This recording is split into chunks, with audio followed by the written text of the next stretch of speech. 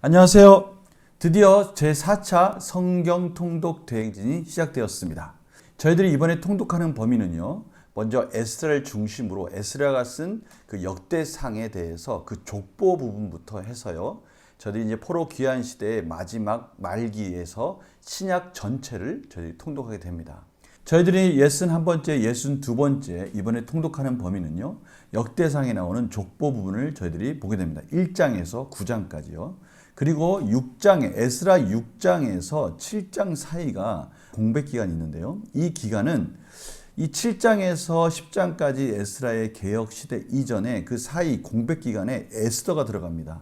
이 에스더의 이 불임절, 하나님께서 바벨론에 남은 그 흩어져 있는 디아스포라 유대인들까지도 하나님의 섭리 가운데 보호해 주고 계시다는 부분을 저희들이 그 에스더서를 통해서 깨닫게 되는 것이죠. 바로 그 부분이 들어갑니다. 그래서 저희들이 이번에 통독하는 범위는 역대상 앞부분 1장에서 9장, 그 다음에 에스더, 에스라의 이 성전 재건을 방해하는 부분을 잠깐 먼저 보고, 그리고 나서 7장에서 10장까지 에스라의 개혁 부분, 후반기 사역을 저희들이 통독하게 됩니다. 포로 귀환 시대를 이렇게 도표로 쭉 보면요, 스룹바벨의 인도하에 1차로 귀환하는 부분을 에스라 1장에서 6장 부분을 저희들이 먼저 통독을 했습니다. 그리고 성전 건축이 시작되고요. 그리고 학계의 사역, 그 다음에 스가랴의 사역. 스가랴의 사역 아시죠? 성전 건축이 참으로 멈춰 있을 때 다시 한번 환상을 통해서 하나님의 힘으로 이 성전이 완성되는 것까지를 인도하는 스가랴의 사역까지 저희들이 통독하게 된 것이죠. 그리고 이번에 저희들이 통독하는 범위는 바로 478년에 에스더가 왕비로 간택되는 이 에스더 2장이 나오는 부분입니다. 거기서부터 에스라의 인도 아래 2차로 귀환하는 장면. 이것이 7장에서 10장입니다. 이 부분이 이제 에스라가 다시 이스라엘 백성들을 귀환한 후에 개혁하는 장면. 바로 이 부분을 저희들이 통독하게 됩니다. 그리고 우리가 다음 통독 시기에는 이제 다시 느헤미야 인도 아래서 포로 귀환 시대의 마지막 부분을 저희들이 통독하게 됩니다. 그 역대기에서 1장에서 9장까지 나온 이 족보를 쭉 읽다 보면 저희들이 좀 지루할 수도 있습니다. 그리고 저희들이 생각할 때는 굳이 이렇게 족보를 9장에 걸쳐서 이렇게 기록해 놓은 이유가 뭘까? 이 에스라가 역대기서를 기록할 때 이 족보 부분을 앞에서 두고 족보를 통해서 말씀하시고자 하는 그 뜻은 무엇이었을까? 보면은요, 에스라는 포로에서 돌아온 이스라엘 백성에게 그들이 하나님의 백성의 혈통에 속한 사람들이라는 것을 보여주고 싶었던 겁니다. 포로에서 돌아온 이스라엘 백성들이 얼마나 절망 가운데, 참으로 힘든 시기 가운데 자칫하면 그들의 정체성이 흔들릴 수도 있는 그런 시기이지 않습니까? 그래서 에스라가 다시 한번 이 역대기의 족보를 통해서 그들의 정체성을 회복시키고 싶었던 것이죠.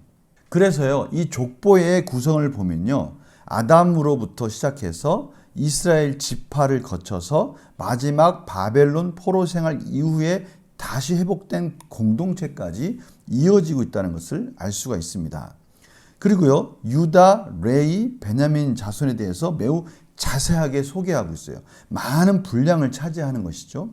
유다와 베냐민이 앞과 뒤에 위치하고 있고요. 그 사이에 레위 지파가 있는데요. 이것은 영적인 핵심으로 가운데 레위 지파를 두고요, 중요한 지파인 유다와 베냐민 지파를 배치했다는 것을 저희들이 알 수가 있는 것이죠.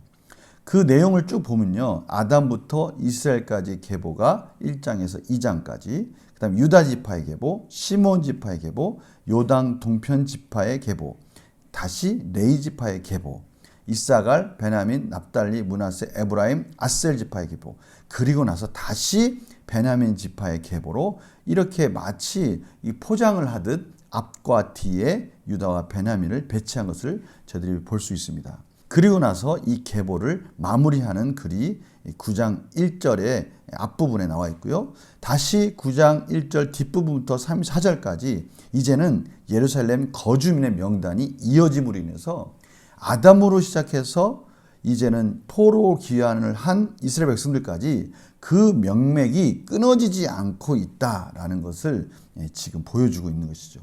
그리고 나서 마지막으로 사울의 계보가 나옵니다. 다윗 솔로몬이 이르는 그 역사의 다리 역할을 해주는 이 사울의 계보가 이어지는 것을 볼 수가 있습니다. 그래서 그 특징을 보면요, 이 부분이 참 중요합니다. 이스라엘 자손의 조상을 아담에 이르기까지 추적하는 것이죠. 역대상 1장에 아담의 후손들이 여러 나라에 흩어져 살고 있는 것을 또 묘사하고 있는 겁니다. 그런데요, 중요한 것은 아담에서 10세대를 지나 노아까지, 또 셈을 통해 10세대를 지나 아브라함까지, 그리고 이스라엘로, 야곱의 이름이 이스라엘로 많이 등장합니다. 그것은 이스라엘의 공동체를 회복하기 위한 의도와 목적이 있다는 것을 알 수가 있어요. 그렇게 이어짐으로 인해서 이 서술 방식이 주요 인물을 2차적으로 연결을 합니다. 다시 말하면 야벳과 함은 셈의 자손의 앞에 배치되어 있는 것입니다. 그러니까 셈의 자손을 부각시키는 것이죠. 하갈과 구두라, 첩에 대한 자손들이 나오고 나서 하나님의 계보, 하나님의 구원의 계보를 이루는 이삭과 이삭의 아들들이 또 소개되는 겁니다. 또 에서의 자손이 나오고 나서 이스라엘의 아들들, 이 야곱의 아들들이 이어짐으로 인해서 하나님이 택한 하나님의 계보를 그 뒷부분으로 이 배치함으로 인해서, 공통적으로 배치함으로 인해서 그 하나님이 무엇을 강조하고 싶었는지를 저희들이 이 족보를 통해서 확인할 수 있는 겁니다. 자, 그러면 저희들이 이제 6장에서 7장까지 그 60년의 공백 사이에 들어가는 그 에스더서를 저희들이 통독하게 되는데요. 이 에스더서는 한눈에 우선 딱 보면요, 1장에서 5장까지는 그 위기의 상황, 그리고 6장에서 10장까지는 에스더를 통해서 그것이 어떻게 해결되는지, 하나님의 섭리 가운데 에스더를 어떻게 사용하시는지에 대한 부분들이 이제 6장에서 10장까지가 나와 있습니다. 족보 이후에 이제 에스더서를 통독하게 됩니다. 에스더서는 이전에도 말씀드렸지만 에스라 6장에서 7장 사이 60년의 공백 기간, 이 기간에 있었던 사건입니다. 저희들이 다 보기는 어렵지만 1장에서 10장까지를 요약된 단어를 중심으로 한번 보겠습니다. 계요는 섭리적 보존입니다. 하나님의 섭리 가운데 어떻게 디아스포라 유대인들을 하나님께서 보호하고 계시는가, 이런 부분이죠. 1장에서 와스디 왕비가 폐위가 됩니다. 와스디 왕비의 교만으로 인해서 왕에게 미움을 사게 되고요. 결국 폐위를 당하게 되죠. 그 자리에 에스더가 왕비로 간택되게 됩니다. 이 부분은 저희들이 지금 제목만 읽고 있지만 그 성경을 통독하다 보면 이것은 정말 하나님의 섭리가 아니면 이렇게 될 수가 없겠구나라고 그렇게 생각할 수밖에 없는 그런 기적적인 일들이 계속 이어지는 것을 저희들이 깨닫게 됩니다. 3장에 가면 하만의 음모가 나옵니다. 모르드게를 싫어하는 하만이 모르드게가 유대인이라는 것을 알고 유대인들을 진멸할 계획을, 음모를 꾸미게 되는 것이죠. 그러나 이러한 사실을 모르드게가 알고 그 구원의 방법을 에스더에게 청원하게 됩니다. 에스더가 그 이후로 이제는 하나님의 은혜로 하나님께 기도하면서 이 부분을 해결하기 시작하는 것이죠. 6장에 가면요, 또다시 하나님의 섭리가 나옵니다. 왕이요, 잠을 못 이루는 그 밤에 모르드게가 역적들을 막았던, 그런 음모들을 막았던 그러한 사실을 알게 되고요. 모르드게에게 명예를 줍니다. 하만은 자신이 받을 것 같은 그런 생각 속에서 자신이 그 왕의 옷과 말을 통해서 자신의 명예가 드높여질 것을 꿈을 꾸고 있었지만 사실은 모르드게가 그 명예를 얻게 되는 과정이 6장에서 이어지고 있습니다. 그리고 7장에 가서는요, 오히려 하만이 모르드게를 죽이려 했던 그 장대에 자신이 매달리게 되므로 처형을 당하는 장면이 7장에 나옵니다. 그리고 역으로 유대인들을 죽이려 했던 그 날, 오히려 유대인들을 죽이려 했던 적대 세력들을 유대인들이 대갚아주는 이 복수의 날이 8장에서 이어지고요. 그 날을 기념하기 위해서 9장에 불임절이 탄생하는 장면이 나옵니다. 그리고 10장에 가서요, 하나님께서는 모르드게를 왕 다음에 실질적인 실권자로 존귀하게 세워주셔서 이스라엘 백성들, 그 디아스포라 유대인들, 그 유대인들을 모르드게를 통해서 평안 가운데 인도하고 계시다라는 것으로 에스더서가 마무리되게 됩니다. 우리가 시대적으로 한번 이 도표를 통해서 다시 한번 보겠습니다. 저희들이 주목해서 봐야 될 것은 이 에스라서 1장에서 6장이 바로 요 앞부분, 이 스룹바벨 시대 요 앞부분에 있는 걸 볼 수 있습니다. 그리고 에스더서가 에스라서 뒷부분 BC 457년 7장에서 10장 그 사이에 들어가 있는 것을 저희들이 보게 되는 것이죠. 그 위에를 쭉 가보시면 이 불임절 473년의 불임절, 에스더가 왕위로 즉위한 478년, 또 483년에 아수르의 잔치, 왕비 와스티가 폐위된 부분이 483년, 그 사이에 에스라의 귀환, 요 사이에 이렇게 성경이 배치되어 있다는 것을 이 도표를 통해서 확인하면 됩니다. 이제 뒤에 저희가 뒷부분에 가면 이제 느헤미야, 말라기, 요엘서와 함께 이 성벽 재건의 내용들이 요 느헤미야서를 통해서 이 뒷부분으로 저희들이 통독을 하게 되는 것이죠. 한눈에 이러한 흐름으로 이어져 있구나라는 것을 보시기 바랍니다. 스가랴서, 학계 이런 부분이 어디에 배치되어 있는지를 또 볼 수가 있는 것이죠. 자, 저희들이 그 에스더서에서 그 주제가 뭔가, 이 주제가 저희 중요하기 때문에 한번 더 점검해 보겠습니다. 주제는 하나님의 섭리와 보호입니다.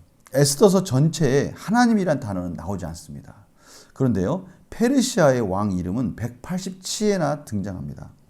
에스더서는 신약에서 한 번도 인용되지 않았고요. 이런 걸 통해서 하나님의 백성들을 위한 하나님의 섭리와 보호의 손길이 어떻게 분명하게 드러나는지를 저희들이 이 에스더를 통해서 알게 되는 겁니다. 뒤에서 정말 하나님의 이름이라는 건 나오지 않지만 그 역사 속에서 그 이방의 왕들을 통해서 유대 민족이 하나님의 백성이 이방 땅에 있다는 것이 그 이스라엘의 왕 이름이 아닌 페르시아 왕의 이름을 계속 등장시킴으로 인해서 그 부분이 부각됩니다. 그런데요, 그 이면에 그럼에도 불구하고 하나님의 섭리 가운데 어떻게 절묘하게 우연 같은 사건들을 통해서 그 백성들을 보호하시는지가 바로 에스더에서는 잘 드러나는 것이죠. 특별히 이 에스더서는 불임절로 유명한데요. 이 불임이란 뜻이 뭐냐? 이 단어는 제비라는 뜻의 아시리아어 푸르에서 유래되었는데요. 하만이 유대인을 살육하기 위한 날을 택하기 위해 제비를 뽑습니다. 바로 이 제비를 뽑았다라는 그 말에서 유래된 것이죠. 불임절은 하나님의 백성들을 향한 하나님의 신실하심을 기념하는 축제의 기간이 된 겁니다. 이스라엘 백성들이, 유대 백성들이, 하나님의 백성들이 완전히 살육당할 위기에 있는 날을 거꾸로 하나님께서 섭리 가운데 이제는 하나님의 구원의 날, 축제의 날, 하나님께서 이스라엘 백성들을 여전히 보호하고 계시다라는 것을 깨닫는 적의 파멸을 기념하는 것이 아니라 유대인들이 적의 압제에서 놓인 것을 기념하는 절기라는 것입니다. 저희들이 이 부분을 참 유념해 봐야 될 것 같습니다. 꼭 기억해야 될 것은요, 불임절은 적의 파멸을 기념하는 것이 아니라요, 유대인들이 적의 그러한 압제 가운데에서도 어떻게 노임을 받았는가, 이 하나님의 섭리 가운데 어떻게 보호를 받았는가라는 것을 기념하는 절기라는 것입니다. 그래서 이 넬슨 성경개관에서는 이렇게 표현하고 있습니다. 에스더서에는 축제란 주제가 매우 두드러진다. 총 10회의 잔치가 언급되어 있으며 이야기의 결정적인 전개가 전형적으로 축제일에 일어난다. 예를 들면 와스디가 왕에게 불순종한 사건, 바로 그 축제의 날입니다. 이스라엘 백성을 구하려는 에스더의 시도, 바로 잔치를 벌이고 나서 이루어집니다. 하만의 음모가 드러나고 처형당한 일, 바로 이 모든 것들이 바로 축제, 잔치 속에서 이루어지는 것이죠. 이는 에스더서에서 유다 불임절의 기원을 설명하려는 중요한 목적을 부각시키기 위함이다 라고 그렇게 설명하고 있습니다. 다시 말하면 하나님이 구원해 주신 그 하나님의 백성들을 그런 압제 속에서도 인도해 주시는 그 날을 기념하는 축제의 날, 이 날을 부각하기 위해서 계속해서 축제로 이러한 결정적인 사건들이 이어지고 그 절정이 바로 불임절로 이어진다는 것이죠. 그래서 에스더에서는 스스로 그 찾아야 될 답이 있습니다. 저희들이 통독하면서 이런 부분을 좀 다시 한번 깨달아야 되는 것이죠. 하나님은 과연 약속의 땅을 떠나 사는 이름 없는 유다 민족에게 아직도 관심이 있는가? 바로 이 부분입니다. 하나님의 언약은 신실하게 지켜지고 있는가라는 그 부분이죠. 디아스포라 유대인들에게는 이러한 것들이 마치 잊혀진 것 같지 않습니까? 그래서요, 디아스포라 유대인들은 위기 상황에서 무엇을 할 수 있는가? 무엇을 의지할 수 있는가? 바로 이 부분입니다. 이스라엘 하나님이 여전히 그의 백성을 기억하고 계시다면 에스더서의 어디에서 그 부분을 발견할 수 있는가? 이스라엘 백성들을 끝까지 지키신 하나님의 신실하심을 과연 저희들은 에스더서에서 어느 곳에서 어떻게 발견할 수 있는가? 바로 그 답을 찾아가는 것도 참으로 흥미로운 일인 것이죠. 그래서 저희들이 한번 정리를 한번 해볼 수 있습니다. 하나님의 섭리를 어떻게 정리할 수 있을까? 포로민에 불과한 유대인 소녀 에스더가 바사 제국의 왕후가 됐다. 이건 있을 수 없는 일입니다. 정말 기적적인 일이죠. 대궐문에 앉았던 모르드게가 때마침 왕의 살해 음모를 엿듣게 돼요. 그것으로 인해서 공로를 세우게 되지 않습니까? 또 한 달 동안 에스더를 찾지 않던 왕이 에스더의 등장을 기꺼이 반긴 일. 왕이 관심도 없었던 에스더의 등장 속에서 갑자기 마음이 에스더에게 그렇게 갈 수 있었느냐 이거죠. 그것은 정말 하나님의 계획적인 섭리가 있었다는 겁니다. 잠들지 못하고 있던 아하수에로 왕에게 궁중신하가 때마침 읽어준 궁중일기의 부분이 모르드게가 왕을 위해 공을 세운 부분과 관련된 일. 궁중일기에 많은 부분이 있지 않겠습니까? 그런데 하필 이 모르드게가 헌신해서 왕을 지켜줬던 그 공로의 부분을 읽게 된 거죠. 또 궁지에 처한 하만이 에스더에게 살려달라고 매달릴 때 때마침 왕이 되돌아와 그 장면을 목격하고 그것을 강간으로 판단한 일. 하필 나갔던 왕이 다시 돌아올 일은 또 뭡니까? 그것도 절묘한 시기. 하만이 에스더에게 간청하려고 그의 몸을 잡았던 그 시기에 이 하만을 오해할 수 있는 충분한 그 시점에 이 아하수에로 왕이 다시 돌아온 것입니다. 이것은 너무나 하나님의 계획과 섭리가 아니면 그렇게 절묘하게 맞을 수가 없는 거죠. 또 모르드게를 매달아 쥐고자 세운 하만의 장대에 그 자신이 매달린 일들. 그러니까 그 장대가 세워졌을 때 하나님께서는 이미 그 모든 계획을 가지고 계셨다는 것을 저희들이 알게 되는 것입니다. 저희들이 먼저 에스라 4장 6절에서 23절을 짧게 통독을 하고 7장으로 넘어가는데요. 이 4장 6절에서 23절은 아하수에로 왕과 아닥사스다 왕 그 사건, 그때 당시 일어난 사건이 삽입되어 있기 때문에 그렇습니다. 특별히 그 성전 재건을 멈추게 된 그 이유가 드러나는데요. 그 이유는 뭡니까? 바로 이방인들이 이스라엘 땅에서 터를 닦고 있다가 원래 주인이 돌아왔을 때 그 원래 주인들이 그 하나가 되는 그 구심점이 되는 영적 공동체, 그 성전, 이것이 완성되면 안 되겠다는 것을 깨닫고 조소를 올리는 것이죠. 아하수에로 왕 때 조소를 올렸는데요. 아닥사스다 왕 때 바로 그 부분이 받아들여져서 잠깐 성전 건축을 멈추게 됩니다. 그러나 곧 그것들이 거짓이라는 것을 알게 됨으로 인해서 다시 성전이 완성되는 데까지가 바로 4장 6절에서 23절까지죠. 그리고 나서 이제 저희들이 또 남은 에스라 남은 부분 7장에서 10장까지를 통독하게 됩니다. 에스라의 귀환과 함께 그 귀환한 이스라엘 백성들이 어떻게 개혁이 일어나고 있는가에 대해서 설명하는 부분입니다. 율법을 가르치고요. 구약 경전을 다시 집대성하고요. 역대기를 통해 유대인들의 정체성을 재확인합니다. 족보로 시작하는 이유가 바로 그거라고 말씀드렸습니다. 성경 읽기 운동을 하게 됩니다. 이러한 여러 가지 개혁적인 정책을 통해서 이스라엘 백성들에게 회개의 역사가 일어나는 겁니다. 회개의 역사가 일어나자마자 가장 먼저 그 결과적으로 열매가 무엇이냐면 이미 결혼한 그 이방 아내들을 다시 내어보내는 그런 일들이 일어나는 것입니다. 물론 이방 아내를 무조건적으로 그렇게 내보내는 것이 아니라 하나님 말씀 가운데 순종하고 하나님의 은혜 가운데 살기로 결심한다면 그들을 포용하겠지만 그들의 종교가 그들의 삶이 이방 문화에 벗어나지 못한다면 기꺼이 다 내어보내는 장면들이 나옵니다. 이러한 내용들은 이미 율법적으로 신명기 7장 4절에 그가 내 아들을 유혹하여 그가 여호와를 떠나고 다른 신들을 섬기게 하므로 여호와께서 너희에게 진노하사 갑자기 너희를 멸하실 것임이니라 라는 이 말씀을 통해서 이방 여인들이 왔을 때 얼마나 위험한지에 대해서 경고하신 이 메시지의 근거에서 이 에스라는 이러한 여러 가지 율법적인 가르침 속에서 그것을 깨닫게 된 이스라엘 백성들이 바로 이방 여인들을 내쫓는 장면을 저희들이 보게 됩니다. 여기까지 통독한 내용들을 저희가 다시 한번 정리하고 마무리하겠습니다. 가장 첫 번째 키워드는 뭘까요? 바로 족보입니다. 족보. 이 족보를 쭉 통독하다 보면요.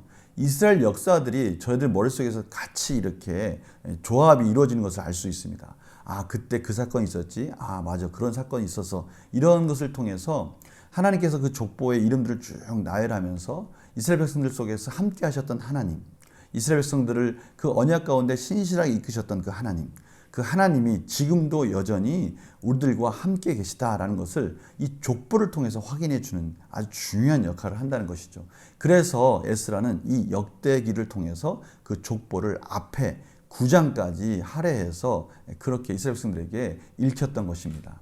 저희들에게도 동일한 의미가 있습니다. 그 족보는요, 하나님의 그 신실한 역사는 이스라엘 역사에서 멈추는 것이 아니라 그 이후에도 계속 이어지고 있고 결국 그 족보가 예수 그리스도의 족보까지 이어진다는 것을 저희들은 확인할 수 있는 겁니다. 그런 의미에서 이 족보는요, 저희들의 역사가 되는 겁니다. 하나님 백성들의 역사가 되는 것이죠.